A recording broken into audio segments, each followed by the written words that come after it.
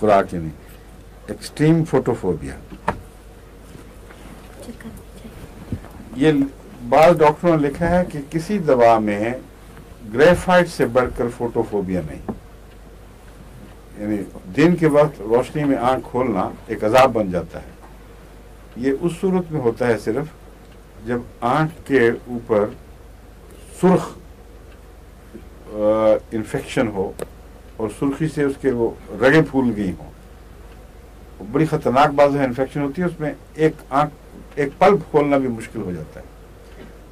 उसमें ये मुमकिन है ये कहा जा सकता हो, लेकिन मेरे इल्म के मुताबिक बाद सांपों के जहर से ज्यादा खौफनाक फोटोफोबिया किसी चीज में नहीं है।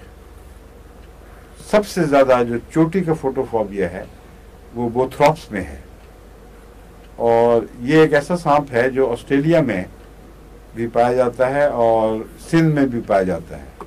सिंध में वो तो नहीं एग्जैक्टली कि उसकी बहन एक मिलती जुलती पाई जाती है, उसको पीड़ कहते हैं। और इसके जहर के नतीजे में अगर कोई आंख खोल ले रोशनी में तो अंधा हो जाता है।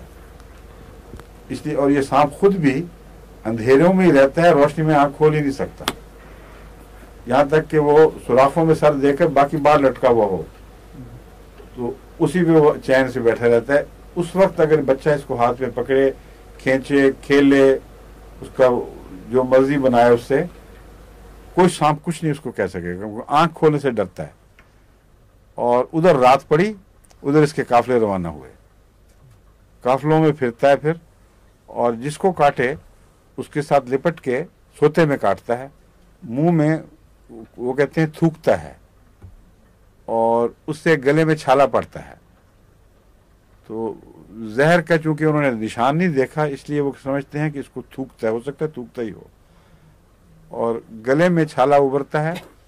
और इसका इलाज ये करते हैं कि उसको उल्टा लटका देते हैं कुएं वगैरह के ऊपर, वो उससे पानी गिरता रहे, और अंधेरे में ही इलाज करते हैं। दिन के वक्त इसको मरीज को बंद ही रखते हैं कमरे में, बाहर नहीं लाते, क्योंकि अगर ये ठीक हुए बगैर बाहर आ जाए तो अंधा।